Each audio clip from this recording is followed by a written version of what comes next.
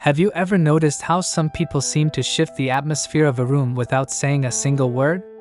They don't raise their voice, they don't beg, they don't argue. They simply withdraw, and suddenly, everything feels different. The energy changes. People start questioning, chasing, even panicking a little. It's almost as if silence itself has power. Now imagine if you did the same. What if you stopped reacting to everything right away? What if, instead of exploding or defending yourself, you chose silence? What do you think would happen? That's the point.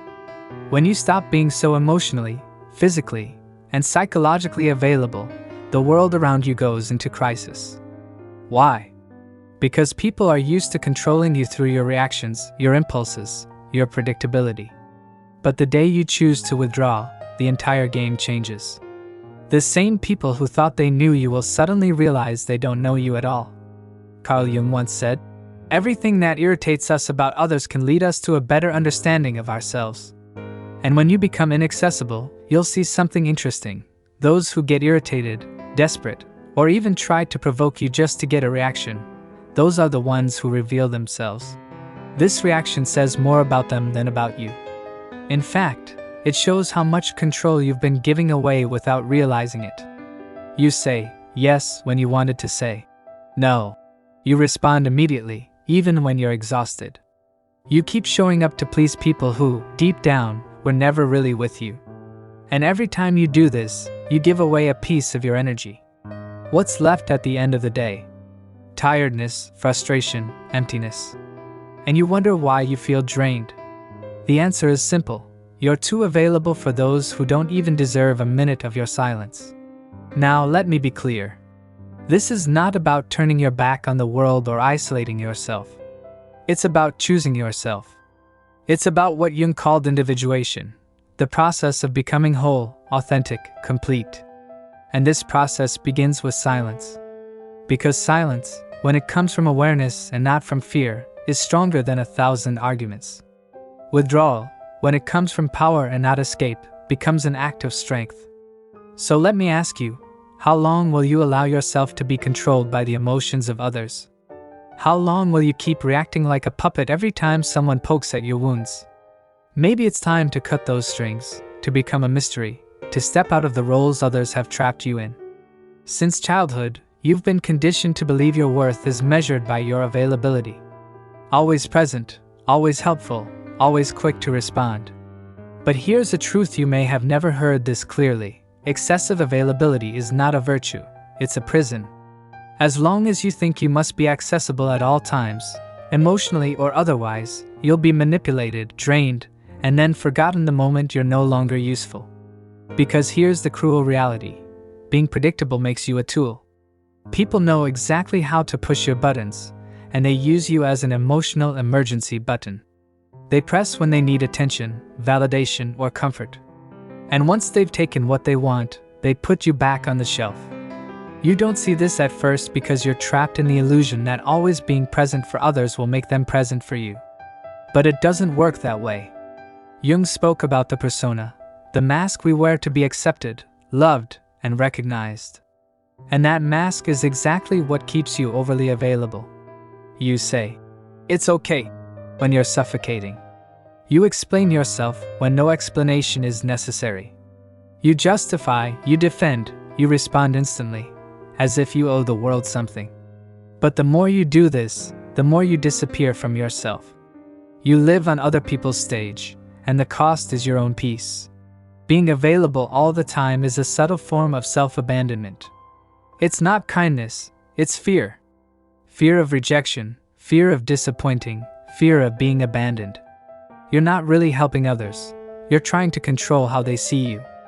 But this comes at a heavy price. Every time you spend your energy this way, you're scattering your life force into places that do not nourish you. People who demand constant availability don't actually want you. They want what you provide: distraction, validation, emotional comfort. And the moment you set boundaries, the moment you refuse to react, those same people accuse you of being selfish, weird, or cold. But here's the cruelest point. The more available you are, the less people value you. What is abundant becomes disposable. No one respects what they don't have to earn. No one values what is always there. So you need to stop and think, who truly deserves your time, your attention, your listening? Or maybe an even better question, who actually deserves your absence? Because sometimes absence speaks louder than presence. But before we answer that, we have to go deeper. We have to ask, why do we react so much? Why do we keep giving in so easily? Why do we keep spending energy on things that don't deserve it? The answer lies in what Carl Jung called psychic energy. He believed the mind is like an energy system, and every thought, every emotion, every action consumes a part of that energy. The real question is, are you consciously choosing where your energy goes, or are you letting the world decide for you? Every time you react impulsively, you waste psychic energy. When you defend yourself against a meaningless criticism, when you respond to a provocation just to prove a point, when you engage in arguments that don't matter, when you try to please people who don't value you, you are bleeding energy that should have stayed within you. And as Jung said, that which you resist persists. The more you react, the more you stay entangled. Those who live emotionally drained are not weak, they are misdirected. And the more exhausted you become, the more vulnerable you are. And opportunistic people? They can sense it. People who sense that you don't guard your energy know they can manipulate you. They know you'll react, that you'll try to fix everything, that you'll wear yourself out. And they take advantage of it. Jung believed a healthy psyche is one that conserves its energy, keeps it within the system. That means learning to say no without guilt, staying silent without feeling cowardly, and observing before acting. Because true power isn't in reaction, it's in choice. Power is in knowing when to act, when to remain still, and when to simply walk away. How many nights have you lost sleep replaying an argument, thinking about what you should have said, or why someone treated you poorly? That's your energy being drained with no return. You're keeping alive ghosts that should have died long ago. Psychic energy works like a force field. When you guard it well, it creates presence. You walk into a room, and without saying a word, people feel it. But when you let it scatter, you become invisible, fragile, reactive, and the world has no mercy on those who give themselves away too easily. So begin by observing yourself. What makes you react instantly? What triggers cause you to lose your center? These are the leaks. These are the places where your energy escapes. And this is exactly where your work begins. Not to become cold or indifferent, but to become selective. To know yourself so well that you don't live on automatic pilot. Because when you conserve your energy, you break the projections others place on you. And this unsettles people. Because when you stop reacting, you stop being predictable. And that's when the masks begin to fall. When you stop reacting, you break the cycle of manipulation. Because most people who try to control you don't need to shout, threaten, or force. They simply know which emotional buttons to press. And if you keep reacting the same way every time, they can predict you. They know exactly how to pull you into their game. Jung called this projection, the process where people project onto others what they cannot see in themselves. But here's the deeper truth. The more available you are, the easier it is for others to use you as their projection screen. Think about that friend who only calls you in a crisis. Or the partner who only shows affection when they need you to fix something. Or the person who flatters you, but only as long as you remain useful to them. That's not love. That's not connection. That's projection. They're not relating to you. They're relating to an image of you, the role you've agreed to play. And why do you agree to play it? Because you're afraid. Afraid of disappointing, of not being loved, of being abandoned. And that fear is the root of manipulation. The most effective manipulation doesn't happen through anger or threats. It happens in silence, in guilt. When you feel like you owe someone your presence, your time, your energy. When you believe you must be available, must help, must understand, even if it destroys you inside. That's how control works. The manipulator doesn't need to control your actions. They only need to keep you reacting the same way you always have. But the moment you stop reacting, the entire structure collapses. When you stop explaining yourself, when you stop defending, when you simply withdraw, the projections begin to crack. The masks others have placed on you begin to fall apart. And suddenly, they don't know who you are anymore. That's uncomfortable for them. Because now they're forced to face themselves. And not everyone is ready for that. Your unavailability becomes a mirror, forcing people to see their own emptiness, their own dependency, their own shadows. And this is where things get messy. When you take away someone's ability to control you, they often respond with criticism, anger, or drama. They may accuse you of changing, of being selfish, of being distant. But understand this clearly. It's not because you've become wrong. It's because you've stopped being useful to their old narrative. Jung once said, "We do not become enlightened by imagining figures of light, but by making the darkness conscious." When you stop feeding the cycle, the shadow of others begins to surface. And that is unbearable for those who have always used you as their escape. The question is, are you ready for this? Are you ready to deal with being misunderstood, rejected, or even attacked for protecting yourself? Because that's part of the price. Silence is powerful, but it's not easy. You will be accused of arrogance. You will be called distant. You will be misunderstood. But behind all that noise is your freedom.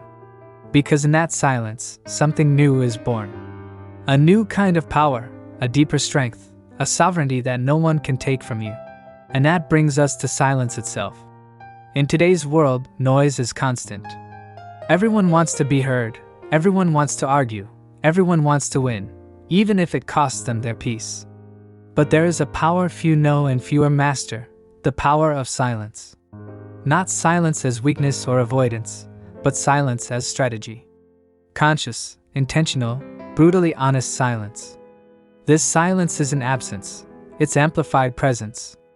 Jung saw silence not as emptiness, but as fertile ground for transformation. Because when you stop reacting, you begin observing. And observation brings clarity. Patterns that were once invisible now stand out. You begin to see emotional cycles, manipulation games, and your own habits of self-sabotage. Silence is the space where lucidity grows. And lucidity is dangerous for anyone who's been trying to control you. Because once you see the game, you can unsee it. And once you stop playing, the game collapses. Have you noticed how some people panic when you don't respond? When you don't explain yourself? When you simply disappear for a while? It's not because they miss you. It's because your silence takes away their narrative control. When you're talking, even if you're arguing, you're still in the game. But when you go silent, you rewrite the rules, and that terrifies them. Because silence leaves them alone with themselves. True silence isn't about withholding your voice. It's about mastering your energy. It's refusing to be dragged into battles that don't matter. It's consciously choosing when and how to act, instead of being a puppet pulled by someone else's emotions. Silence is not retreat, it's sovereignty. It's the language of someone who doesn't need to prove anything anymore. But don't be fooled, silence has a price. It will distance you from people who only valued you for the role you played. It will make you seem incomprehensible to those who only saw you through their own projections. It will make you look cold, arrogant, even unkind. But all of that is just their reaction to losing control. They never wanted your depth. They only wanted your utility. And when that disappears, so do they. The deeper you mature, the more selective you become with your words. Because you understand that every word is an investment of energy. And not everyone deserves access to your truth. Sometimes silence is the highest form of communication. Silence forces others to confront their own noise, their own fears, their own emptiness. And in that confrontation, they reveal more about themselves than any argument ever could. Here's the real secret. The most powerful silence isn't the one that unsettles others. It's the silence that rebuilds you. It's the silence that reconnects you to something deeper than external approval. It's in that sacred quiet that your energy begins to heal, that your essence begins to reemerge, that your strength begins to return. And this is where individuation begins, not in pleasing the world, but in listening to yourself. And this is exactly where we'll go next. Because silence isn't enough, you also need to relearn how to use your energy wisely. To choose where it goes, where it stays, and where it must never be wasted again. In the next part, we'll explore how to become truly selective with your soul, how to say no without guilt, how to walk away without fear, and how to build a life that no longer runs on being endlessly available. It's not enough to understand all this in theory. Awareness without action is just another form of self-deception. You can know that silence is powerful, that conserving energy is essential, that being unavailable is necessary. But if you keep saying yes when you mean no, if you keep responding to messages that drain you, if you keep maintaining relationships that exist only out of habit, then nothing changes. Transformation doesn't happen through knowledge, it happens through discipline. Conscious unavailability isn't about being cold or cruel. It's not arrogance, and it's not selfishness. It's about reclaiming your time, your energy, and your peace. It means no longer being available for everyone, at every time, for every reason. It means living with intention instead of reflex. And it begins with small steps. Breathing before reacting. Choosing not to respond right away. Walking away from a fight that doesn't deserve you. Turning off your phone without guilt. Saying, "Not today." Saying, "I'm not interested." Saying, "I won't get involved." And here's the key, you don't need to justify any of this. You don't need to explain why you're not answering, why you're saying no, or why you're stepping away. You owe no one an explanation for choosing your peace. But for many people, this will be unforgivable. Because when you stop explaining yourself, you take away their power to frame you in their story. You're no longer the always available, always understanding one. You become something else, free. Carl Jung understood this deeply. He believed that every step toward individuation, the process of becoming who you truly are, involves a kind of isolation. But it's not a depressing isolation. It's sacred.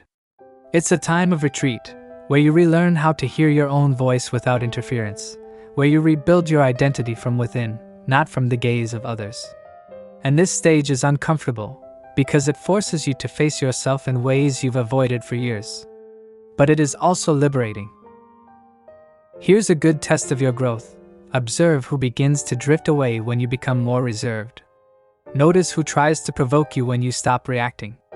Pay attention to who accuses you of changing when you finally start protecting your boundaries. These are not signs that you're doing something wrong. They're signs that you're finally freeing yourself. Because the truth is, the old version of you, always available, always reactive, was useful to others, not to you. Being unavailable will feel uncomfortable at first. You will feel guilty. You'll wonder if you're being too harsh. People will tell you that you're selfish, too distant, too cold. But remember, you've been conditioned your whole life to put yourself second. To be accessible, agreeable, present. Breaking that conditioning will cause friction. Not just inside of you, but in everyone who benefited from your old patterns.